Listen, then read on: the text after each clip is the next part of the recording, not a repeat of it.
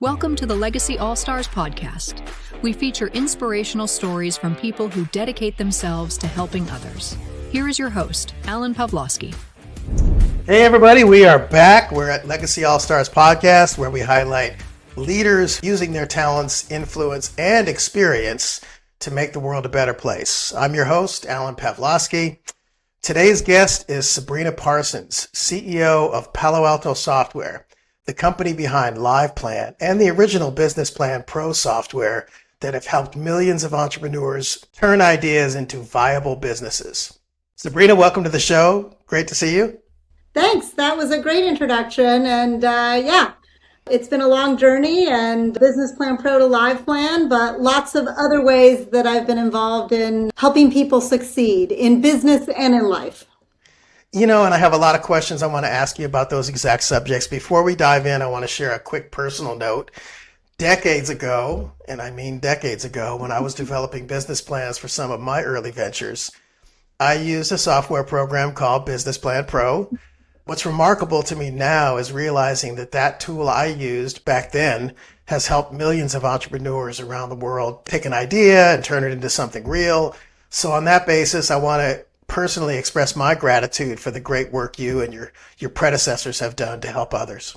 Oh, thank you. I always love to hear the stories of especially Business Plan Pro, because it's been a while since Business Plan Pro has been out in the wild, but it is the original software tool that became the inspiration for LivePlan today. So I appreciate meeting anyone who's used it, and I love entrepreneurs who actually plan. Yeah, I'm one of the OGs of Business Plan Pro for sure. Awesome. Yeah, good. What does the latest iteration of LivePlan have in common with the original Business Plan Pro, and or what are the differences? You know, what it really has in common is the methodology behind the planning. From the very beginning, Business Plan Pro was built with a methodology that it wasn't just about planning, it was about planning and then reviewing and revising your plan. That's actually why we ended up choosing the name LivePlan, because it should be a living document.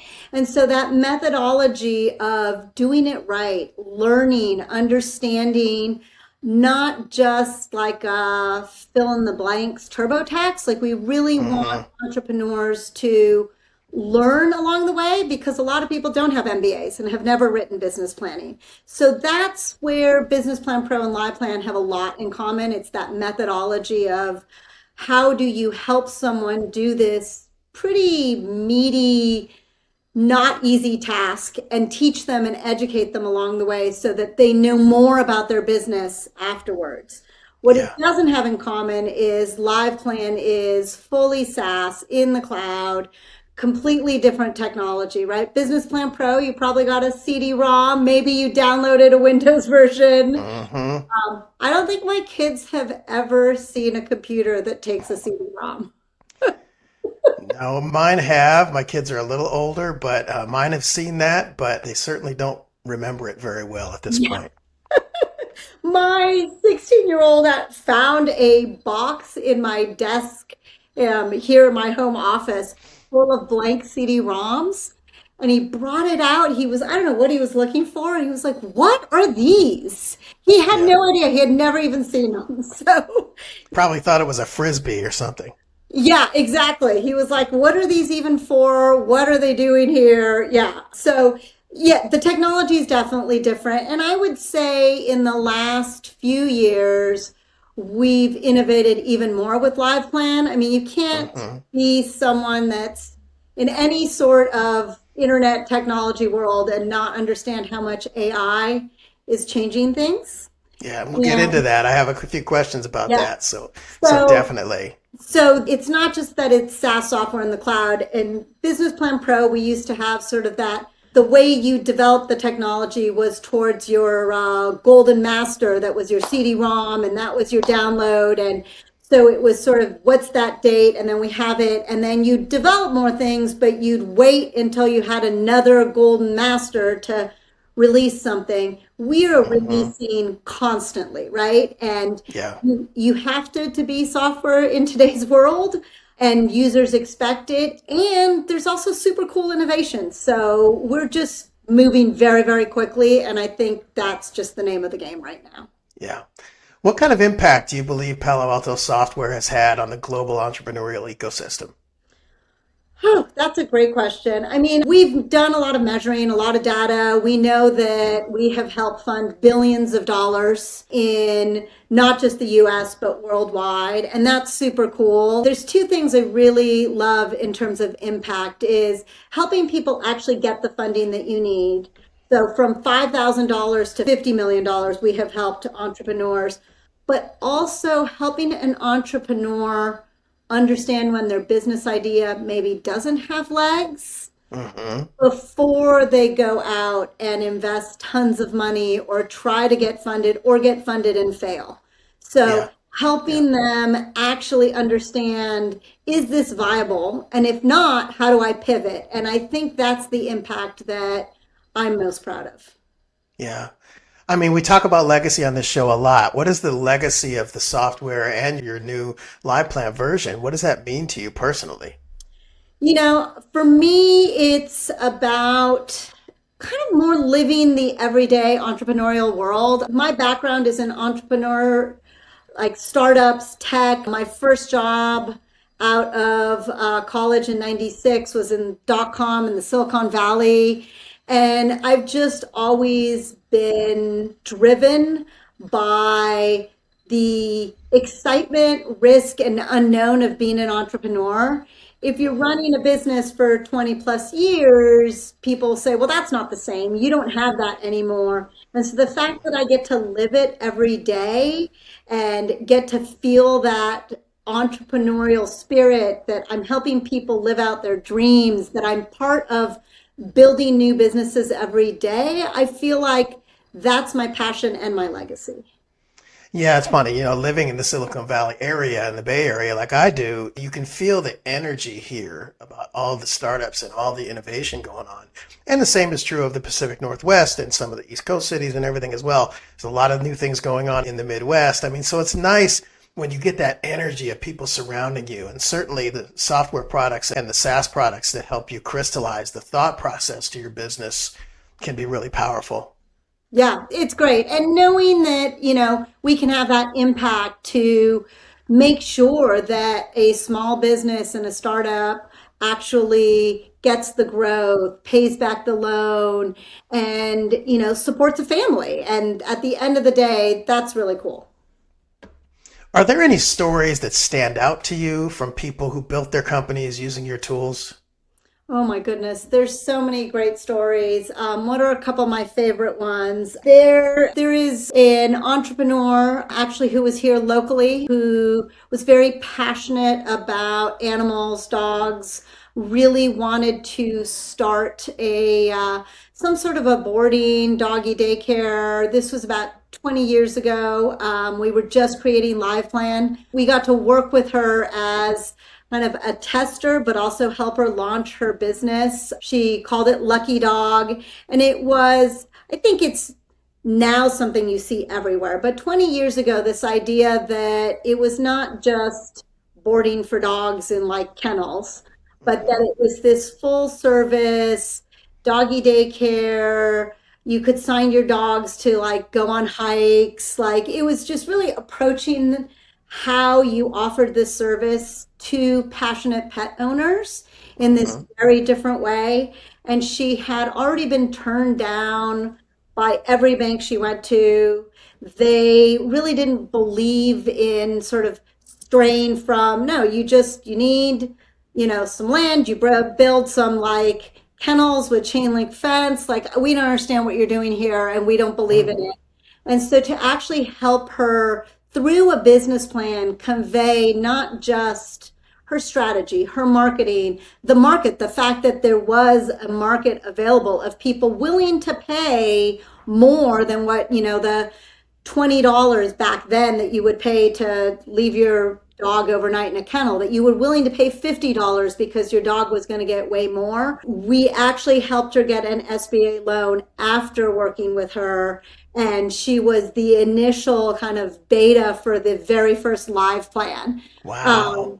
So I always love to think about Lucky Dog and Mandy and what she did. And she built a very successful business and opened multiple locations. And I think about 5 years ago, ended up selling the business when she was ready to. But initially, she was told, no, this isn't, why are you doing it differently than other people? Just do the thing people do, and then we'll get you the bank loan. And to be able to work with her, make our software better, make that software better for her and people like her, and see her be successful was super cool. We helped her probably, so 20 years ago, 15 years ago, I mean, what was it? 2012 was when we were helping her and when LivePlan came out. And then 5 years after that, she came back to LivePlan, and I actually worked with her and mentored her because we built a new plan to fund 3 new locations.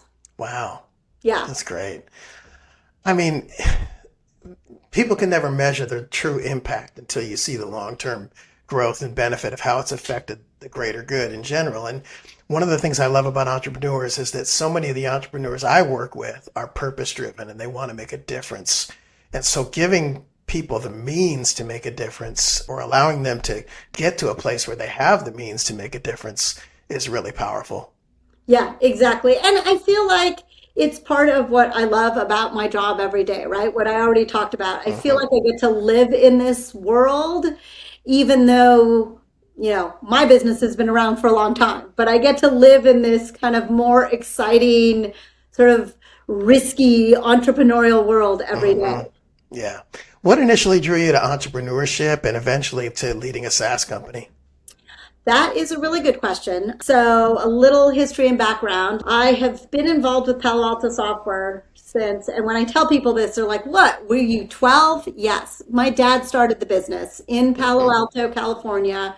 I remember being in high school and I got in trouble. I was a naughty high schooler and it was spring break, and I was punished by having to be in my dad's office. And back then it was floppy disks. And so I spent spring break putting stickers on floppy disks. Palo Alto Software goes way back in my history. When I went off to college, maybe my junior year, my dad and I would talk and he would say, well, you should come work with me. And I always used to say, never, that seems boring. I didn't know what you do. What is this whole business planning thing? I'm not doing that. I'm not going to work for you. I'm going to do my own thing. I went back east for college. I went to Princeton. I got a history degree, nothing to do with entrepreneurship. But then I ended up coming back to the Silicon Valley because I missed California. I missed the weather. The East Coast was very different and very cold in the winter, and lived and breathed .com, entrepreneurship, bubble, crazy times, money just being thrown out with no plans, no financials. And in that time, I really started to draw and connect the dots between what I was seeing lacking when people started businesses and what my dad was doing. And so, I started to have these aha moments of we should have had a plan. And, I remember I was part of a startup, opinions.com, that pitched Benchmark Venture Capital, 8 slides, $8 million, no financials. Right? And that was the time. That's what would happen. And eOpinions ended up getting bought by eBay. Things went well, but that was the time. A lot of things didn't go well in eOpinions, in lots of different companies, because there was no planning. I ended up getting married, and my husband had dual citizenship in the UK, and we moved to London. And it was 2001. And had been in the Valley since 96. So we had all this Valley experience. So we said, we're going to move to London, maybe get jobs, maybe we'll consult. We know we have a lot of tech experience that people over there are going to like.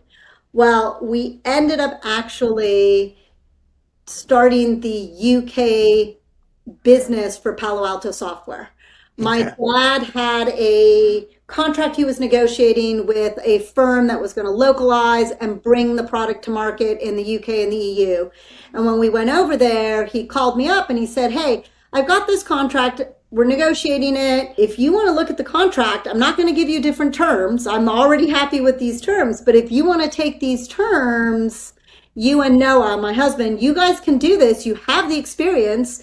If you're looking for something to do, it's kind of like your own thing. You're going to have to incorporate over there. You're going to have to start a business. You're going to have to be boots on the ground. If you want to do this, I'm happy to let you guys take this contract that I've negotiated. And so we did, and we took a chance and we started the UK business. And almost 3 years later, ended up coming back to the US, helping over here. And by 2007, my dad decided to step down. We still had Business Plan Pro. We did not build Live Plan and launch it till we started building it in 2011, but we launched it in 2012. And so Live Plan is more my legacy. Business Plan Pro is my father's. But that methodology comes a lot from the way he envisioned Business Plan Pro, and we carried it on. Absolutely. I want to shift gears a little bit because, with all the talk about diversity and inclusion and the way people are treated that come from other countries here, I think it can be tragic. And so I wanted to talk to you about how growing up around your grandmother in Cuernavaca influenced your perspective on leadership. Yeah, that's a great question. I was born in Mexico City. My mom is Mexican. I actually lived in Mexico City till I was almost 8. And that's when we moved to the US. So Spanish was my first language. My mom's entire family was Mexico City, and then my grandmother was in Cuernavaca. And even when we moved, every summer was spent in Mexico. I have cousins that I grew up with almost as brothers who grew up in Mexico City. And yeah, I mean, it very much influenced my entire world perspective. And when I moved back to the US, we moved to California. I don't look very Mexican, so I carry a lot of white privilege, but I'm fluent in Spanish, native speaker because it's my first language. And yeah, growing up in California, I had a lot of instances where I had to sort of figure out, how do I speak up? What do I say? As people would say things, not realizing I was Mexican, right? So right. Mexicans were called gardeners or maids, and it was sort of this secret code word because people didn't realize. And then as a kid growing up, being 9, 10, sometimes it's hard to speak up. You don't want people to know you, or it's awkward. It feels embarrassing. You're not sure how to deal with it. And so definitely finding my place as someone who is both Mexican and American. What did that mean? How do I relate to things? What does it mean, when I had kids here in Oregon? How do I expose them? How do we talk about other people and, communities? And so it's been a really huge influence in just my perspective on how I see things. And my kids have grown up among the Mexican community in Eugene, Oregon. My mom is very embedded in the Mexican community here. And by the time I had my third son, I was CEO. I needed a lot of help. So we actually had a nanny, because she's still with us, who started when Sammy, who's 16, she started with us when he was 3 months old, and really helped me raise my boys. And even though my youngest is 16, she still comes and helps me and works with us. When my 2 older boys are in college, they come back, she comes, and they always want to know, like, when is Josie coming? Have you told Josie? Her name's Josefina. So have you told Josie when I'm going to be here? And they've grown up really seeing and understanding, this different community that gets treated differently.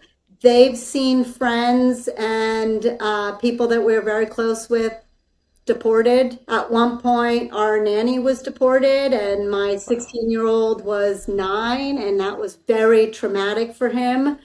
So, yeah, I mean, I think that it's been part of just growing up, and it's also helped me, and I've hopefully imparted that to my kids, just really understand the diversity brings this completely different perspective that is really helpful in so many aspects of your life, from brainstorming and being able to bring different ideas on the business side to the ability to bring more empathy in different personal situations as well as a commitment to just being involved in a community and not just saying or donating, but actually being involved and helping and volunteering and living it every day.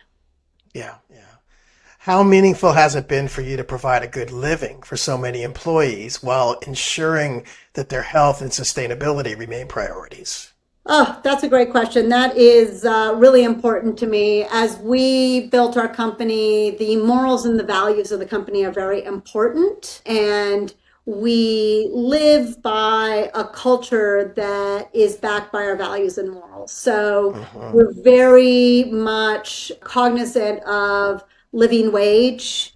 What does that mean? And we have customer service employees, and we said we're not going to pay minimum wage to customer service employees. We are going to pay a living wage. If people can't make $50,000, they can't live.